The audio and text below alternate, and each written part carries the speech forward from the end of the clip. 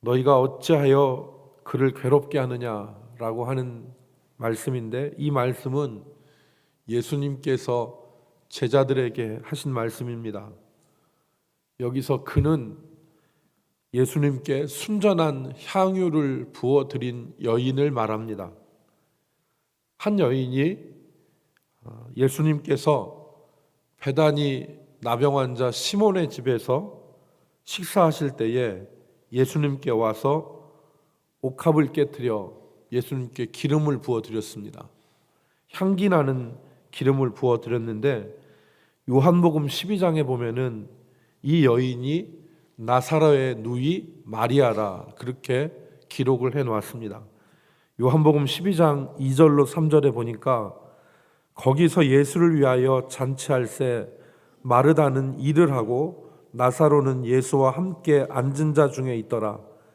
그리고 3절에 보니까 마리아는 지극히 비싼 향유 곧 순전한 나드 한 근을 가져다가 예수의 발에 붓고 자기 머리털로 그의 발을 닦으니 향유 냄새가 집에 가득하더라 그랬습니다.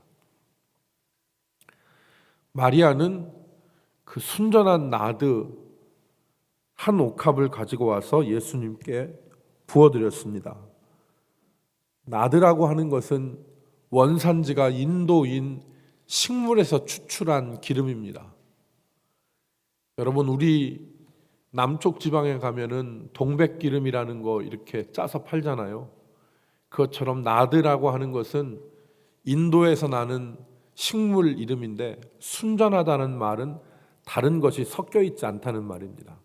그러니까 다른 것이 섞여 있지 않은 그 나드의 그 향기 나는 기름을 예수님께 가져가 왔는데, 그것을 잘 보관하기 위해서 대리석으로 만든 용기에다가 그걸 보관했겠죠. 근데 그것을 깨트린 겁니다. 그리고 예수님의 이 마태복음, 마가복음에서는 머리에 부었다고 하고, 요한복음에서는 발에 붓고 또 자기 머리털로 예수님 발을 닦았다 그랬습니다. 그러니까 이걸 불일치한 것이라고 보기보다는 예수님의 머리에 향유를 붓고 또 발에 자기 머리털로 예수님을 닦아드린 걸로 이해하면 될 것 같습니다. 마리아는 이 순전한 나드가 들어있는 옥합, 그 가치가 300데나리온이라고 그랬습니다. 노동자의 하루 품삯이 한 데나리온이니까 1년치 품삯을 예수님께 드렸던 것입니다. 본문 4절에 보니까 어떤 사람들이 화를 내며 그 여인을 책망했습니다.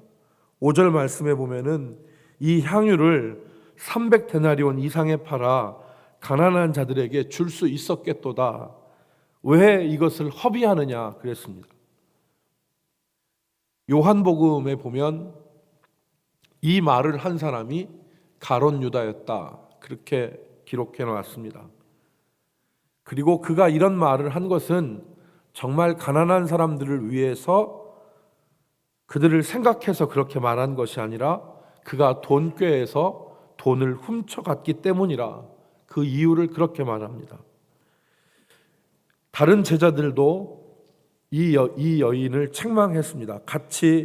그 생각을 같이 했습니다. 그런 상황에서 예수님께서 너희가 어찌하여 그를 괴롭게 하느냐라는 말씀을 하신 것입니다. 8절 말씀을 우리가 보면 그는 힘을 다하여 내 몸에 향유를 부어 내 장례를 준비하였느니라 그랬습니다. 그리고 예수님은 진실로 말씀하시기를 온 천하에 어디서든지 복음이 전파되는 곳에서는 이 여자가 행한 일도 말하여 기억되리라 그랬습니다. 여러분, 오늘 우리는 이 말씀을 잘 어쩌면 알고 있습니다. 우리는 이 말씀을 대하면서 늘 헌신이란 말을 생각합니다. 옥합을 깨트려서 향기나는 기름을 드린 여인, 그 여인의 헌신이라고 하는 그런 주제를 생각합니다. 좋은 접근이고 또 우리가 그렇게 함으로써 경건의 유익을 얻을 수가 있습니다. 그러나 예수님의 질문, 오늘 예수님께서 너희가 어찌하여 그를 괴롭게 하느냐? 이 질문을 중심으로 생각해 보면 우리는 약간의 다른 관점에서 이 본문을 바라볼 수 있습니다. 어떤 것이냐면 우리의 물질에 대한 생각을 수정해 주는 그런 관점을 하나 얻을 수 있습니다.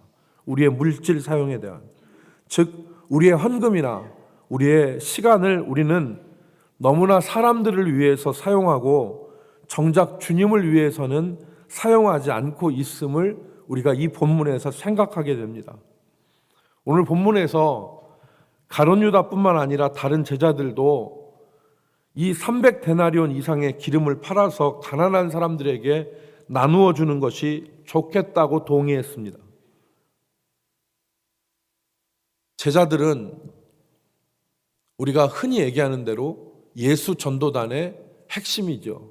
예수님과 함께 다니던 무리들을 우리는 오늘날 우리 가운데 있는 선교단체인 예수 전도단이라고 하는 이름과 같이 부를 수 있습니다. 그 당시 예수님을 중심으로 한 이 예수 전도단이 하는 주된 사역이 무엇이었냐? 사람들의 연약함을 고치고, 그래서 각종 병자와 귀신 들린 자, 연약한 자들을 고치고, 그리고 모여든 사람들에게 하나님의 나라를 전파하고, 그리고 거기서 만족하지 않고 연약한 사람들은 구제도 했을 것입니다. 그리고 먹을 것이 없는 사람들에게는 물고기와 빵도 나누어 주었을 것입니다. 가룟 유다를 비롯한 제자들은 물질이 이 사업에 사용되도록 했습니다. 사람들을 먹이고 구제도 하고 자신들이 움직이는 경비로도 사용을 했습니다. 그런데 오늘 우리가 본문을 보면 주님을 위해서 사용한 경비가 없었음을 우리는 볼 수 있습니다. 예수님이 베드로의 신앙 고백, 주는 그리스도시요 살아계신 하나님의 아들이십니다 라고 하는 이 신앙 고백 이후에 자신이 사람들의 손에 넘겨져서 죽임을 당하고 그리고 3일 만에 살아날 것, 그리고 그 죽임 가운데 많은 고초를 당하실 것, 그것을 오늘 본문 이전에서 3번이나 말씀하셨습니다. 마가복음 8장 31절, 9장 30절, 마가복음 10장 32절, 이곳에서 예수님께서 고난받고 죽으실 것을 말씀하셨는데 제자들은 주의하지 않았습니다. 이 말에. 그러나 마리아는 예수님께 기름을 부었습니다.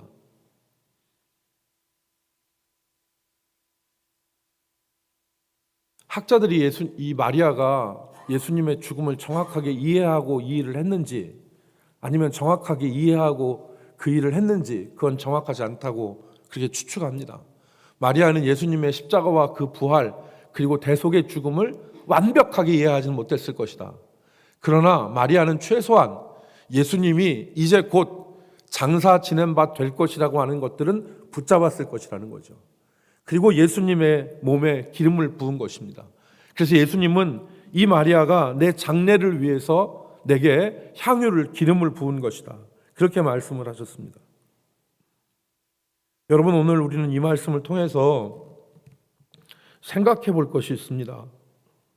우리는 주님을 믿는다고 하고 주님을 섬긴다고 하고 주님의 뒤를 따른다고 하면서 예수님의 제자들처럼 우리의 물질을 이래저래 많이 사용하고 있지만 정작 주님께 드리는 것보다 우리들이 움직이는 경비를 쓰고 이런저런 사업을 하고 사람들과의 관계에서 축의금, 부의금도 하면서 회비도 내면서 우리는 살아가고 있습니다.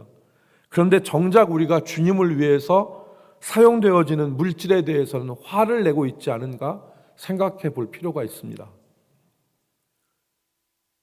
여러분, 그런 생각을 해봅니다.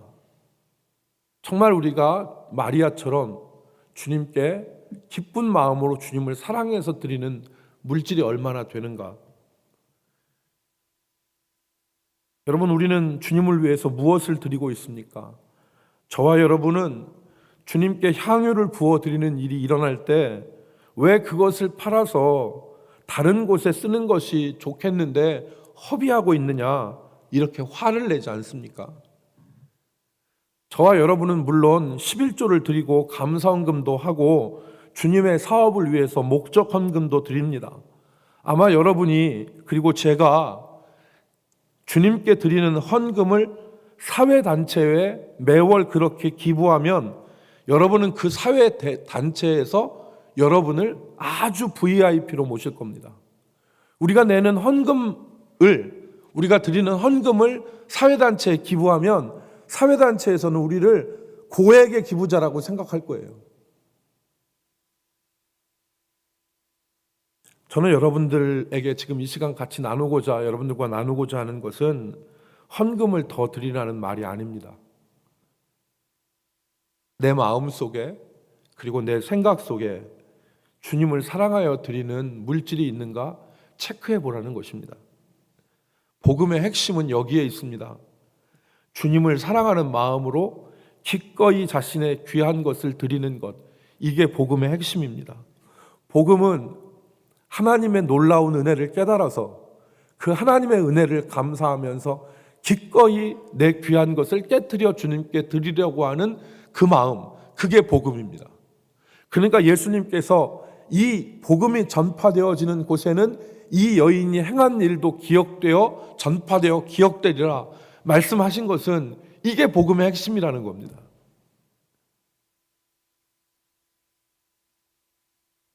그만큼 했는데, 이만큼 했는데 왜 그걸 더해? 다른데 그걸 써도 되는데 그 마음이 아닙니다. 어떻게 보면 우리는 그 마음을 가지고 있을지 모릅니다. 여러분, 오늘 본문 10절 말씀에 보면 가룟 유다의 기록이 있습니다. 유다는 오늘 본문 10절 말씀에 10절과 11절에 나오죠. 12 중에 하나인 가룟 유다가 예수를 넘겨주려고 대제사장들에게 감해 그들이 듣고 기뻐하여 돈을 주기로 약속하니 유다가 예수를 어떻게 넘겨줄까 하고 그 기회를 찾더라 그랬습니다. 여러분, 유다는 예수님 그 돈꾀를 맡아서 돈을 빼먹었습니다. 그런데 나중에는 이 사건 이후에 가룟 유다가 지발로 먼저 대제사장들을 찾아갑니다. 우리가 읽은 14장 1절과 2절에 보면은 어떻게 하면, 그러니까 학자들이 정확하게 얘기를 해서 이 마리아가 예수님의 발을 닦아드린 사건은 예수님이 예루살렘에 입성하기 전, 그러니까 고난주간이 시작되기 바로 전 금요일에 이 일이 있었다고 학자들은 분석을 합니다. 그리고 예수님은 예루살렘 섬에 입성을 했습니다. 그리고 여러분 오늘 본문에 보면 이 14장 1절과 2절에 보면 대제사장들과 서기관들이 어떻게 예수를 잡아 죽일까 궁리했습니다. 그런데 뒤에 한 절이 붙죠. 명절에는 하지 말자. 밀란 일어날까 하니 명절에는 하지 말자. 이렇게 겨누고 있었는데 그때 예수 전도단의 회계 맡은 유다가 지발로 걸어왔습니다. 그리고 제안을 합니다. 내가 예수를 넘겨줄 테니까 얼마를 주겠느냐. 얼마나 기뻤겠습니까? 대제사장들과 이 서기관들이 어떻게 하면 예수를 잡아 죽일까 생각하고 있었는데 내부의 핵심 관계자가 오더니 예수를 넘겨줄 수 있는 방법을 내가 할 테니까 얼마 주겠냐고 요청을 한 겁니다. 은 30에 협상을 했습니다. 그리고 유다는 그 뒤로부터 예수님을 넘길 기회를 찾습니다.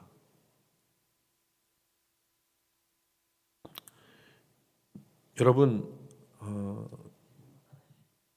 우리가 주님께 대해서 감사하는 마음을 잃어버렸다든지 주님께 대해서 인색한 마음을 가졌다면 그것은 신앙의 적신호입니다.